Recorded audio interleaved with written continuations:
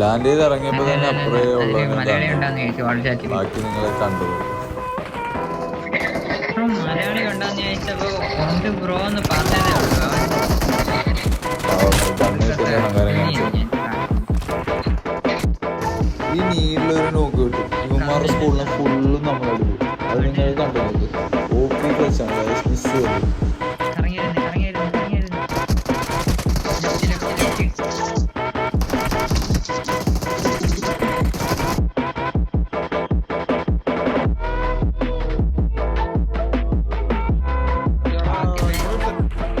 ഇനി ആരാണ് ജീവിതത്തിൽ ആരാണ് ഇതെല്ലാവർക്കും ഒരു പാഠമായിരിക്കണം.